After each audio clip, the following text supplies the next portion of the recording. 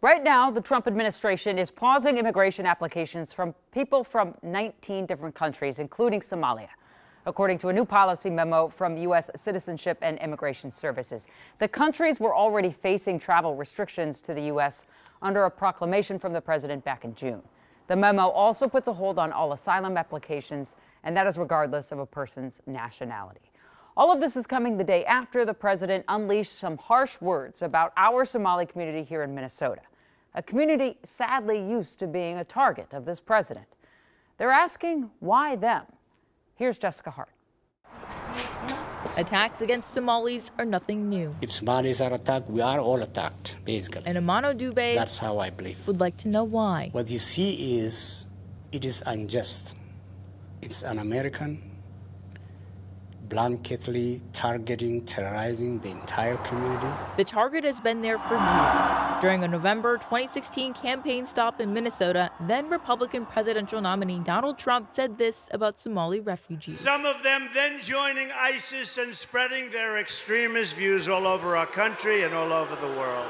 He implemented a travel ban on Somalia in his first and second term.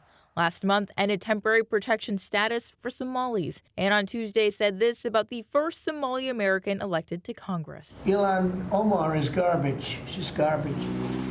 Attacks against a small community with a big ripple effect.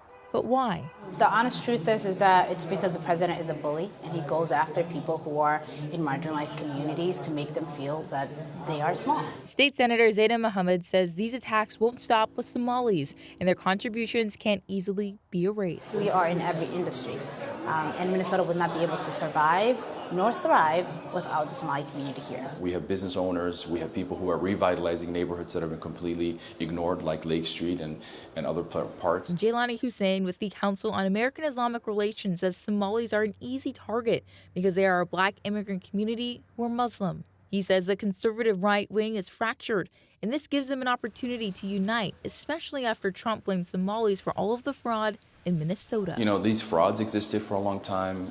We know that they represent individuals, not our community. You know, there's 3 years of this cases. No one attacked our community in the way that it is being attacked today. So this is, we believe, an organized attack. Hussein also believes Somali and Somali American success is another reason why they're being targeted. He says they've built everything from scratch, and he doesn't believe these attacks will divide them, rather make them stronger.